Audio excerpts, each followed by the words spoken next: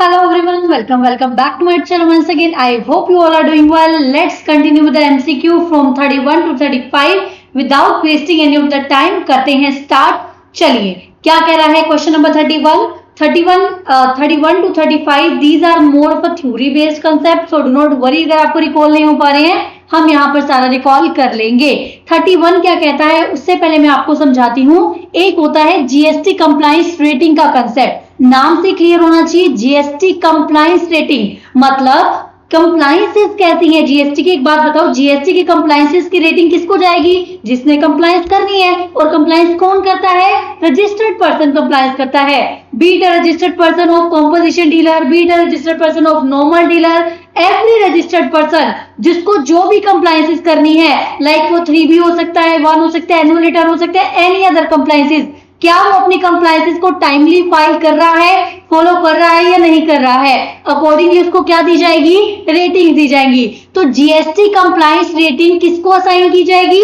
Every registered person को।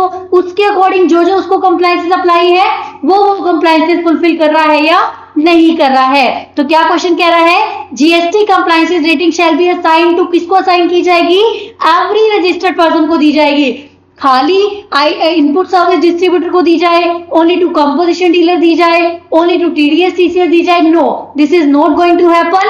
Every registered person को दी जाएगी, सो दैट अकॉर्डिंगली जिसको जो जो कंप्लायंसेस करनी है वो कंप्लायंसेस को पूरा कर रहा है या नहीं कर रहा, अकॉर्डिंग उसको रेटिंग दी जाएगी। ये था क्वेश्चन नंबर 31। उसके बाद चलते हैं क्वेश्चन नंबर 32 क्या कह रहा है। चलिए स्टार्ट देखते हैं, फटाफट से रीड करते हैं, अकॉर्डिंगली कंसेप्चुअल क्लैरिटी भी लेते जाएंगे। Where the National Anti-Profiteering Authority determines that, जो नेशनल एंटी प्रोफिटरिंग अथॉरिटी है जो देखती है कि लोग सही से कर रहे हैं कि नहीं, कंप्लायंसेस जो नहीं कर रहे हैं, तो क्या देखा उसने? A registered person has not pass the benefit of ITC का benefit to the recipient by way of commensurate the reduction in the prices reduce हुए हैं। उसने क्या करा है? सिंपल सी बात मान लो, 100 रुपीज की कोई चीज थी, पहले इस पे रेट था 18%, तो कितने की बिक रही थी? 118 की बिक रही होगी।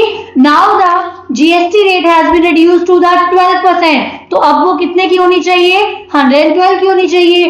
बट सप्लायर ने क्या करा है? Supplier has not pass the benefit by reducing the rates. Supplier has not pass the benefit by reducing the rate. वो हाई प्राइस चार्ज कर रहा है। तो अब एंटी प्रॉफिटरिंग अथॉरिटी वो देख रही है कि लोग गलत चार्ज करें, तो वो क्या क्या कर सकती है? आप खुद सोचो, आपने ये देखा किसी ने कुछ गलत किया तो क्या कहोगे आप? या तो आप जाकर उसको बोलोगे प्राइस को रिड्यूस करो, आपने रिड्यूस क्यों नहीं करा? या फिर आपको लगेगा कि तो बहुत ज्यादा कर रहा है, then you can levy the penalty also. या फिर आपको लगेगा तो बहुत ही ज्यादा कर रहा है, समझने वाला बंदा ही नहीं है, you can also cancel the registration also. But ये भी हो सकता है आप उसको कहो जितना भी आपने बेनिफिट उसको पास नहीं करा है, जितना भी बेनिफिट आपने पास नहीं करा है, give this benefit to that person along with the interest. मतलब उसके हक में एंटी प्रॉफिटरिंग क्या करेगा? अथॉरिटी डिसीजन लेगी। तो क्या डिसीजन ले सकती है? रिडक्शन इन द प्राइसेस, ये भी डिसीजन ले सकती है। पेनल्टी भी लगा सकती है, बिल्कुल लगा सकती है, because you are not following the rules properly. Cancel हो सकता है रजिस्ट्रेशन, बिल्कुल हो सकता है। अगर किसी को कह दिया वो बार मान ही नहीं रहा है, then anti profiteering authority can order for the cancellation of the registration of the supplier also. I hope आपको समझ में आ गया होगा, बहुत इजी कंसेप्ट था। जनरल कंसेप्ट पे चलो, अगर ऐसा होगा तो क्या क्या एक्शन लिए जा सकते हैं। तो ऑप्शन देखते हैं क्या है। 1 2 3, यस, बी में ऑप्शन गिवन है 1 2 3। चलिए उसके बाद नेक्स्ट क्वेश्चन नंबर 33। क्वेश्चन 33 क्या कह रहा है? Sukanya a supplier registered under GST fail to pay the GST amounting to ₹5,000 का जीएसटी वो पे नहीं कर पाया for the month of January. The proper officer ने क्या करा है? पेनल्टी लगाई है। Proper officer has imposed the penalty on Sukanya. Why? Because he has not paid the 5,000 rupees. Sukanya क्या कहता है? It is a minor breach, it is a minor breach. क्या होता है माइनर ब्रीच? अगर कोई ब्रीच माइनर है, या तो कोई ब्रीच माइनर है तो भी उससे पेनल्टी नहीं लगाते। अगर कोई ऐसा ब्रीच है on the face of record and correction हो सकती है उसकी, then also we can not impose the penalty. But minor breach कहेंगे किसको? ध्यान रखना, माइनर ब्रीच कहते हैं which is less than 5,000। Exact 5,000 is also not a minor breach. up to 5000 नहीं यूज करेंगे, लेस देन 5000 यूज करेंगे। Less than 5000 is minor breach, but exact 5000 is also not a minor breach, मतलब exact 5000 पे भी penalty लग जाएगी। तो जो सुकन्या है वो क्या कर रही है, वो गलत सोच रही है, बिकॉज 5000 माइनर ब्रीच के अंदर नहीं आएगा। तो कौन सी स्टेटमेंट करेक्ट है वो हमने बतानी है। चलिए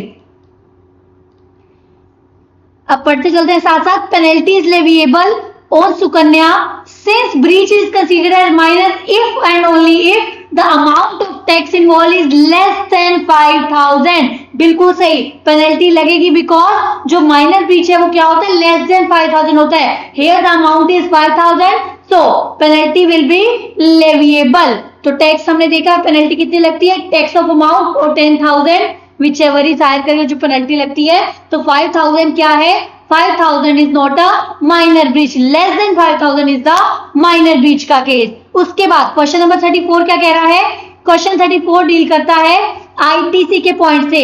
ध्यान से सुनना, मैं आपको साथ साथ कंसेप्चुअल क्लैरिटी देती रहूंगी। What is the following statement, which of the following statement is false. गलत स्टेटमेंट बनानी है, साथ साथ रीड करते चलेंगे, मैं साथ साथ आपको कंसेप्चुअल क्लैरिटी देती चलूंगी ताकि डिफिकल्ट ना लगे। देखना, ध्यान से देखना।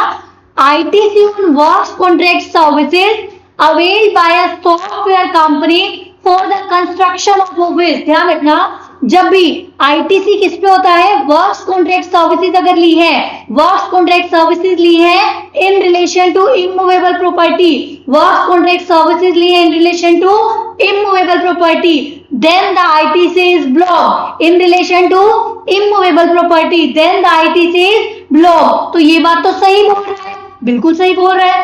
वर्क्स कॉन्ट्रैक्ट सर्विसेज लिए for the construction of immovable property that is blocked, ये तो ट्रू बोल रहा है। Next point, ITC on works contract services availed by a manufacturing for a construction of pipeline to be laid outside the factory। अब मेरी बात ध्यान से सुनना, मैंने आपको क्या बोला, ITC on works contract services, ITC on works contract services in relation to immovable property is blocked। लेकिन प्लांट एंड मशीनरी के रिगार्डिंग वो अलाउड है।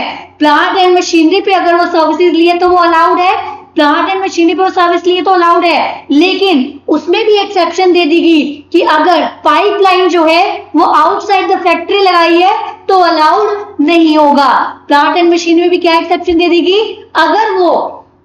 अगर वो पाइपलाइन क्या करी है, आउटसाइड द फैक्ट्री लगाई है तो वो अलाउड नहीं होगा। तो यहाँ पर क्या हुआ, वर्क्स कॉन्ट्रैक्ट सर्विसेज लिया for the construction pipelines to be laid outside the factory, it is blocked, yes it is blocked, true है ये बात। आउटसाइड द फैक्ट्री पाइपलाइन है तो वो क्या हो जाएगा, ब्लॉक्ड हो जाएगा। इनसाइड है तो अलाउड है, आउटसाइड द फैक्ट्री है तो वो अलाउड नहीं है। नेक्स्ट एक चीज और मैं आपको क्लियर कराती हूँ, प्लांट एंड मशीनरी पे मैंने आपको बोला कि आपको आईटीसी मिल जाएगा, ITC on the works contract services in relation to plant and machinery is allowed. Plant and machinery को लगाने के लिए कोई स्ट्रक्चरल सपोर्ट चाहिए, अगर प्लांट एंड मशीनरी को फिक्स करने के लिए कोई स्ट्रक्चरल सपोर्ट चाहिए तो उस पे भी आईटीसी अलाउड हो जाएगा। प्लांट एंड मशीनरी के साथ साथ वो स्ट्रक्चरल सपोर्ट पे भी आईटीसी अलाउड हो जाएगा, वो स्ट्रक्चरल सपोर्ट जो फाउंडेशन का काम कर रहा है। नेक्स्ट पॉइंट देखिए, आईटीसी ऑन गुड्स और services used by automobile company for the construction of foundation of a machinery, मतलब मशीनरी का फाउंडेशन लगा रहा है, is mounted permanently allowed because it will also cover under the plant and machinery. Plant and machinery का तो allowed है, साथ साथ उसका स्ट्रक्चरल सपोर्ट भी अलाउड है, स्ट्रक्चरल सपोर्ट भी अलाउड है। उसके बाद नेक्स्ट पॉइंट फटाफट से याद करो, क्या कहता है नेक्स्ट पॉइंट, ध्यान से सुनना। अगर आईटीसी आपने लिया है वर्क्स कॉन्ट्रैक्ट सर्विसेज पे, हमने क्या कहा है, वर्क्स कॉन्ट्रैक्ट सर्विसेज का आईटीसी ब्लॉक है, वर्क्स कॉन्ट्रैक्ट सर्विसेज का आईटीसी ब्लॉक है। कंस्ट्रक्शन का लिया है, कंस्ट्रक्शन में रिपेयर भी आ जाती है, रिन्यूअल्स भी आ जाती है, लेकिन क्या बोला गया, इन केस रिपेयर का खर्चा आपने कैपिटलाइज नहीं करा है। ध्यान रखना, अगर खर्चे कैपिटलाइज हुए हैं तो वो ब्लॉक हो जाएंगे। इन केस रिपेयर का खर्चा आपने प्लांट एंड मशीनरी P&L में दिखाया है, then it is allowed. Repair का खर्चा आपने क्या करा है, you have shown the repair expenses in the P&L account, then it is allowed, तो क्या होना चाहिए यहाँ पर, ITC on works contract services availed by the consulting firm for the repair of office building is blocked provided the company has booked in the P&L. No, it is false. Because in case you have booked the repair expenditure in the profit and loss account, then it is allowed. He is saying that it is blocked. No, he is saying false. तो false answer कौन सा हो गया हमारा? D is the answer for the same. ध्यान रखना, ये कुछ कंसेप्चुअल क्लैरिटी थी, आपको बहुत काम में आएगी आईटीसी की, बहुत ज्यादा कंफ्यूज हो जाते हैं, सो मैंने आपको क्लियर करने की कोशिश करी है. I hope you got the point properly. चलते हैं नेक्स्ट क्वेश्चन पे, which is question number 35. Let's see question 35 क्या कह रहा है. सुखीमल, a sole proprietor has to appear before the appellate authority. सुखीमल क्या करना है? सुखीमल को क्या करना है? अपीलेट अथॉरिटी के सामने क्या करना है? अपीयर होना है. He decide to appear an authorized representative. वो क्या सोचता है कि मेरे ऑथोराइज रिप्रेजेंटेटिव अपीयर हो जाए इन द अपीलेट अथॉरिटी. क्या वो अपने ऑथोराइज रिप्रेजेंटेटिव को अपीयर कर सकता है? बिल्कुल कर सकता है. But some of the exceptions are there जहां पर वो ऑथोराइज रिप्रेजेंटेटिव को अपीयर नहीं कर सकता. एक बात बताओ, ऑथोराइज रिप्रेजेंटेटिव ऐसा है जिसने कुछ पहले कुछ पंगा किया हुआ है, गवर्नमेंट ने उसको सर्विस से रिमूव कर दिया है. इन केस गवर्नमेंट ने उसको क्या करा है? सर्विस से रिमूव कर दिया है. दूसरी बात वो खुद ही इंसॉल्वेंट हो गया, वो किसी और को क्या रिप्रेजेंट करेगा? वो खुद ही इंसॉल्वेंट हो गया, वो किसी और को क्या रिप्रेजेंट करेगा, है ना. उसके बाद अगर किसी को गवर्नमेंट सर्विस से रिप्रेजेंट डिसमिस कर दिया है, इंसॉल्वेंट हो गया है वो, है ना, कुछ और उसने प्रॉब्लम क्रिएट कर दी है, मतलब जो खुद ही पर्सन सही नहीं है वो क्या रिप्रेजेंट करेगा. चलिए देखते हैं कौन सा पर्सन रिप्रेजेंट कर पाएगा. Sohan, his son who is been dismissed from the government service, जिसको गवर्नमेंट सर्विस से डिसमिस कर दिया गया, हटा दिया गया है, तो उसको भी नहीं अलाउ किया जाएगा. फिर Rohan, a company secretary who has been adjudged insolvent, जो ऑलरेडी इंसॉल्वेंट है, वो क्या किसी और को रिप्रेजेंट करेगा? Mukul, a practising high court advocate, वो बिल्कुल कर सकता है. C must be the answer. चलिए फटाफट एक बार अपने आंसर्स चेक कर लेते हैं. DBADC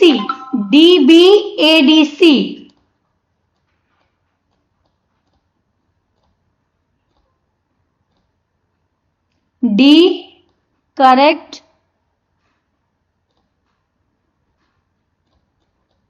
B A then D and then C. चलिए यहां पर फिनिश हुए हमारे 31 to 35. आई होप आपको समझ में आ रहे हैं. चलिए ऑल द वेरी बेस्ट. अच्छे से स्टडी कीजिए, एग्जामिनेशन लेकर आनी है. It is possible. Stay connected and yes, still you have sufficient time. Till the time exams are not coming, you have sufficient time for the examination. अच्छे से score करना, अच्छे से स्टडी करना. मिलते हैं next time. Till then bye bye, take care.